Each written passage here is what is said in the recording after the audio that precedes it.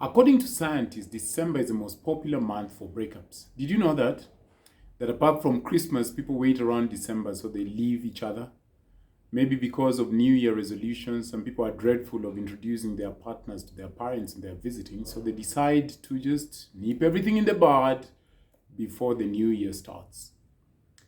That said, are there proper ways you think to break up?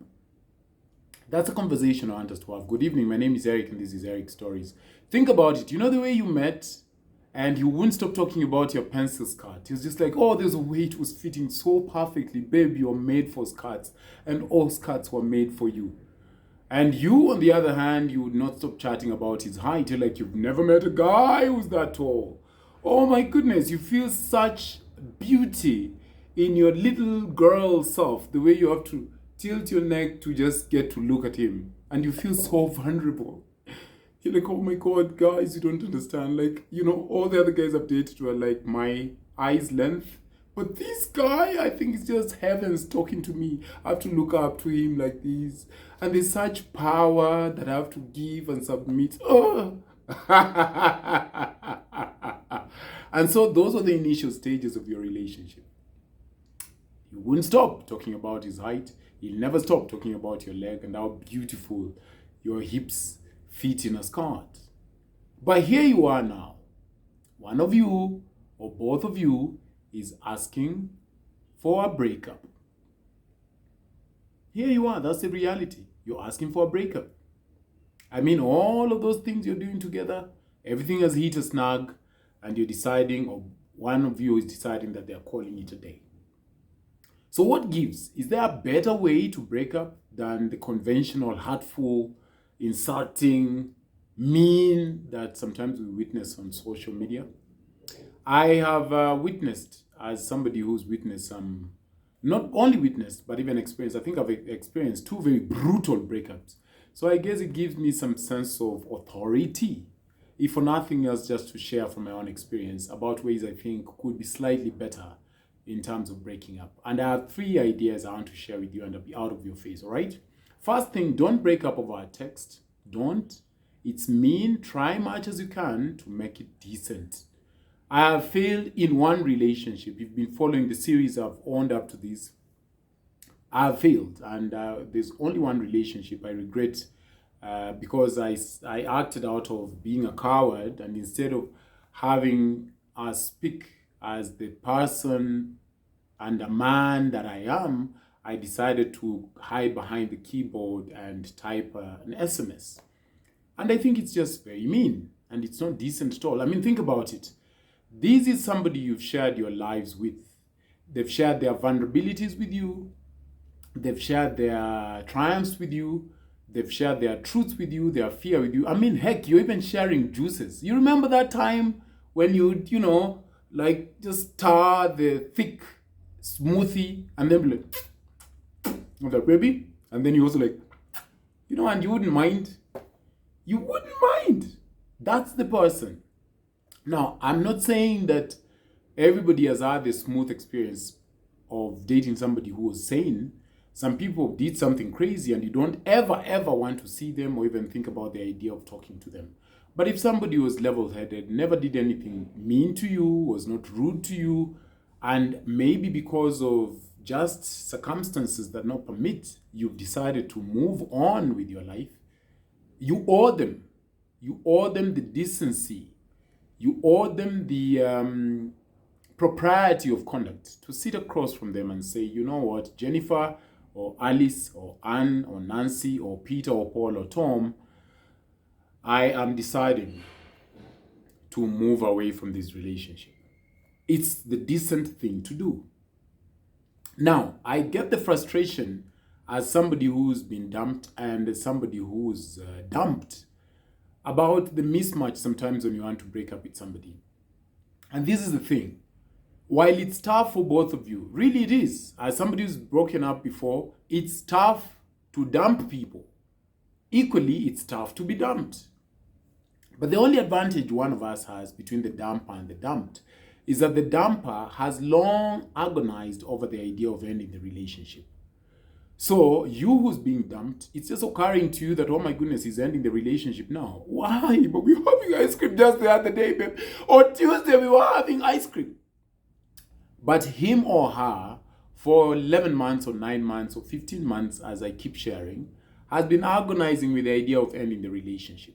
So maybe they've sat pensively and thought, should I go over to his place and slide a letter under his pillow when he's sleeping, then take my clothes and run away? And they're like, no, that would be so bad. Don't do that, Sharon. And they're like, should I call his very close friend, explain to him why I want to end it, and then his friend can bear the burden of the discomfort I'm trying to avoid? Then she thinks to herself, no, that's also so mean. And then they say, should I text them and say, I'm unhappy? They're like, text, Aki, they've been nice to you. Just don't do that.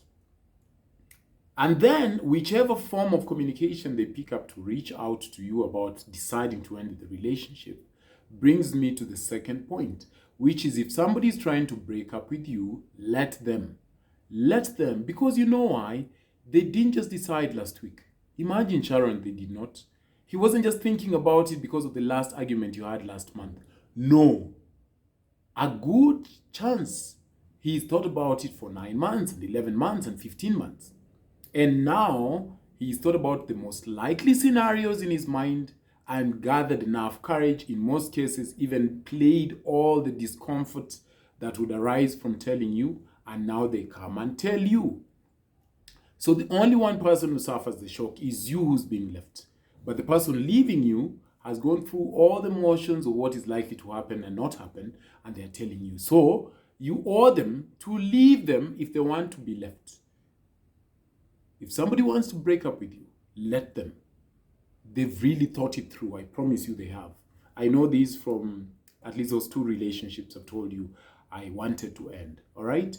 So don't think that if maybe you change your dressing, or if maybe you apologize for the last argument, or if maybe you are a bit more cordial, or if maybe you are taking him or her to the funeral they had up country, to have made anything better. No.